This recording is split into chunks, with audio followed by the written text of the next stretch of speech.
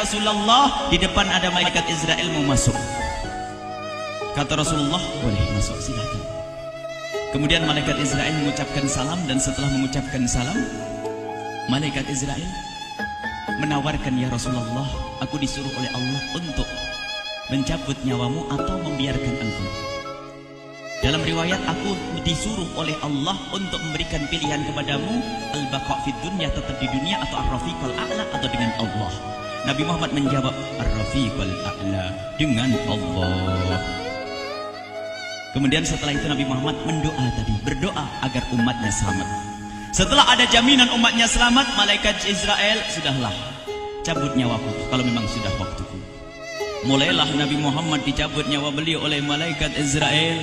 Dan di saat Nabi Muhammad mulai dicabut nyawa beliau oleh malaikat Israel, Nabi Muhammad mengatakan, mahadha, apa ini wahai Israel? Malaikat Israel kemudian menjawab, ya Rasulullah, itu adalah sakaratul maut, itu adalah sakitnya di dalam kematian. Kemudian Nabi Muhammad mengangkat tangannya sambil berucap, la ilaha illallah, inna lil mauti la sakarat, tidak ada Tuhan selain Allah, sungguh di dalam kematian ada sakitnya, sakit kematian, yaitu sakaratul maut. Kemudian Nabi Muhammad memohon, ya Allah, Allahumma khafif alayya sakaratul maut, ya Allah, ringankan sakaratul mautku ini, ya Allah. Dijawab oleh malaikat Israel, ya Rasulullah, itu sudah aku ringankan 70 kali. Nabi Muhammad menoleh, apa malaikat Israel? Sudah kau ringankan 70 kali keringanan? Iya ya Rasulullah, sungguh aku tidak pernah mencabut seorang hamba lebih lembut dari cara mencabut nyawamu. Ini sudah aku ringankan 70 kali. Setelah itu justru Nabi Muhammad menangis, Israel, 70 kali rasanya masih sakit. Iya ya Rasulullah, memang itu sakaratul maut. Lalu bagaimana engkau mencabut umatku, wahai Israel? Allah, yang diingat siapa? Umat. Kalau engkau mencabutku dengan ringan seperti ini masih sakit, bagaimana engkau mencabut umatku, ya Israel? Dijawab oleh malaikat Israel, umatmu manusia biasa, ya aku cabut. Ya Rasulullah, begitu saja. Ya sudah, begitu habis. Nabi Muhammad menangis.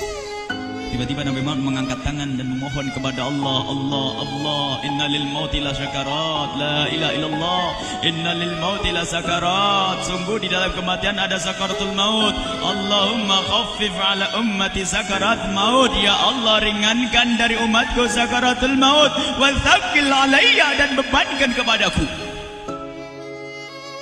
Sampai tidak sadar doanya Nabi Muhammad seperti itu. Thaqqil alayya itu doa cinta.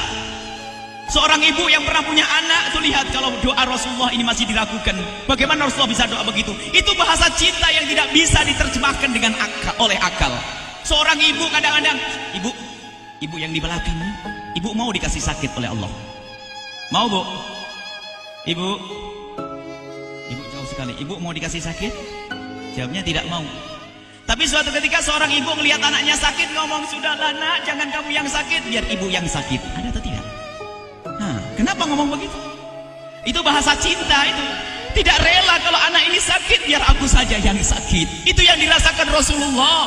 Sakaratul maut begitu sakitnya, membayangkan betapa sakitnya umat Nabi Muhammad di saat dicabut nyawa beliau. Maka Rasulullah mengatakan, ya Allah, ringankan sakaratul maut dari umatku, bebankan kepadaku saja, ya Allah. Wala sawfa yu'tika fatarda. Permintaan Nabi Muhammad tidak ditolak oleh Allah, dikabul dan dikabul, wahai Muhammad. Sallu ala Nabi Muhammad. Dan benar, sakaratul maut kita ditahan oleh Rasulullah, ditanggung oleh Rasulullah, sehingga digambarkan oleh Imam Bukhari di saat Nabi Muhammad dicabut nyawa beliau, Siti Aisyah yang ada di situ. Rasulullah berada di pangkuan Siti Aisyah, yang saat itu Siti Aisyah melihat keringat dingin keluar dari kening Rasulullah. Siti Aisyah tidak pernah melihat keringat keluar seperti itu. Bahkan di saat dipegang kepala Rasulullah, panasnya melebihi dari panasnya orang biasa. Setiap kali ada kain dicelupkan di air, ditempelkan di kening kening Rasulullah langsung mengering. Saat itu Nabi Muhammad mengucapkan kalimat la ilaha illallah innal lil mauti lasakarat. Kemudian Nabi Muhammad berpesan dengan banyak pesan, dan di antara pesan Rasulullah adalah akri minni ala ummati salam, akri minni salam ala ummati wa ala man ittaba'ani wa ala man tabi'ani min ila yaumil qiyamati. Aku titip salam kepada umatku dan orang yang mengikutiku sampai hari kiamat. Sadari salam Rasulullah. Sebelum meninggal masih ingat titip salam. Salam kepada siapa? Bukan salam kepada siapa-siapa, tapi salam kepada kita. Maka mari kita mengucapkan salam kepada Rasulullah, karena Rasulullah sudah salam duluan kepada kita. Mari kita sejenak bersalam kepada Rasulullah dan hadirkan Rasulullah ada di mata kita dan di hati kita. Mari kita bersama-sama mengucapkan salam. Assalamualaikum ya Rasulullah. Assalamualaikum ya Rasulullah. Assalamualaikum ya Habiballah. Assalamualaikum ya Nabi Allah. Rasulullah mengucapkan salam untuk kita. Dan di saat itu Rasulullah keringat dingin keluar, maka oleh Siti Aisyah diusap. Oleh Siti Aisyah diusap, bayangkan saat itu Nabi Muhammad di pangkuan Siti Aisyah dan diusap oleh Siti Aisyah. Siti Aisyah berkata, keringat Rasulullah mengucur deras hingga aku usap, dan aku usap dengan tangannya Rasulullah. Diusap dengan tangannya Rasulullah. Siti Aisyah memegang tangan Rasulullah sendiri yang digunakan untuk mengusap keringat Rasulullah. Sahabat bertanya, Aisyah, kenapa harus dengan tangan Rasulullah tidak dengan tanganmu? Lihat jawab Siti Aisyah, karena tangan Rasulullah lebih lembut dari tanganku. Sallu ala Nabi Muhammad. Masih sempat nyanjung itu sahabat Nabi. Dalam keadaan begitu masih menyadari kelembutan tangan Rasulullah, jasad Rasulullah, kemuliaan Rasulullah sallallahu alaihi wasallam. Dan aku lebih menginginkan bahwasanya yang menyentuh jidat Nabi Muhammad adalah tangan yang paling mulia di dunia dan di akhirat. Siti Aisyah enggak berani menyentuhkan. Pengennya yang disentuhkan di kening Rasulullah adalah tangannya Rasulullah sallallahu alaihi wasallam. Kemudian setelah itu Nabi Muhammad merasakan sakit yang sangat untuk kita. Kemudian Nabi Muhammad mengangkat tangan tinggi-tinggi mengucapkan la ilaha illallah inna lil mauti lasakarat. Tiba-tiba tangan itu semakin turun dan ditangkap oleh Siti Aisyah. Dan di saat tangan itu jatuh di tangan Siti Aisyah, kemudian tiba-tiba paha Siti Aisyah merasakan berat kepala suci Rasulullah. Dan saat itu Siti Aisyah sadar bahwasanya Rasulullah sudah kembali kepada Allah Subhanahu wa taala. Sallu ala Nabi Muhammad. Siti Aisyah bingung di saat melihat seperti itu. Ditaruh pelan-pelan wajah Rasulullah sambil menangis lalu berkata, Rasulullah sudah meninggal. Para sahabat Nabi pada bingung. Sayyidina Ali tiba-tiba terduduk, nggak bisa berdiri. Sayyidina Uthman nggak bisa ngomong. Ada orang Sayyidina Zaid berkata, aku baru melihat Rasulullah. Setelah ini aku tidak mau melihat lagi selain Rasulullah. Ya Allah, butakan mataku. Aku tidak ingin aku kotori mataku dengan selain Rasulullah. Dan dibutakan oleh Allah. Bermacam-macam kejadian saat itu. Madinah heboh, luar biasa dengan meninggalnya Rasulullah sallallahu alaihi wasallam. Dan sungguh meninggalnya Nabi Muhammad adalah menghidupkan hati yang mati kalau orang faham. Tiba-tiba Sayyidina Abu Bakar datang. Setelah Sayyidina Umar mengatakan, siapa yang mengatakan Muhammad meninggal akan aku penggal lehernya.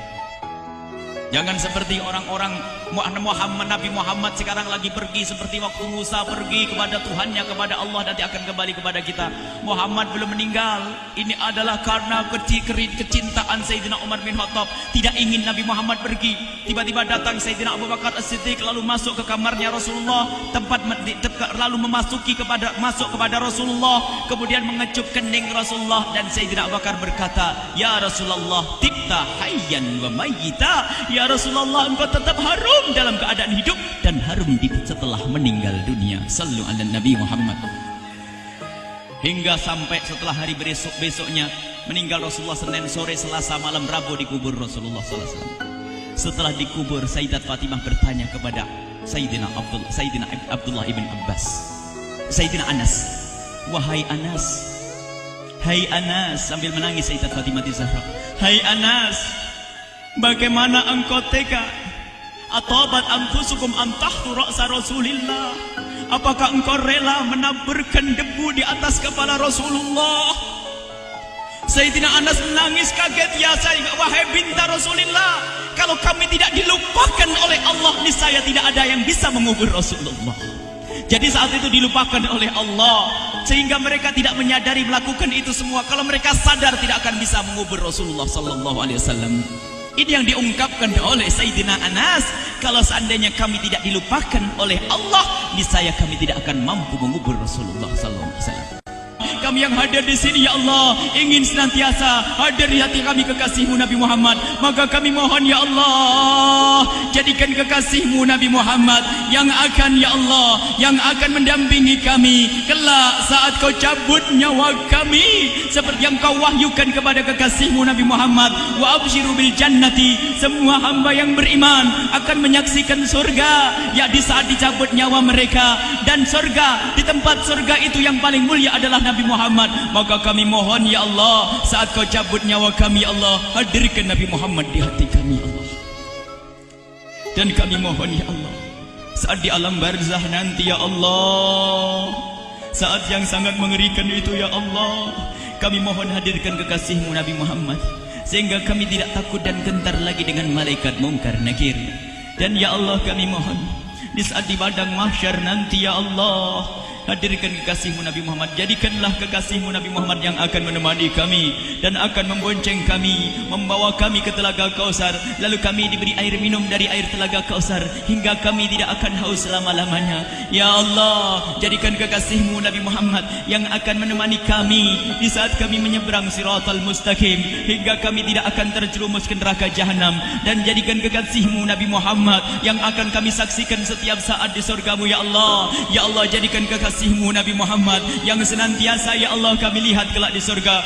Dan jadikan ucapan kami di akhir hayat kami kelak adalah, ya Allah, adalah kalimat agung dan mulia, La ilaha illallah Muhammadur Rasulullah.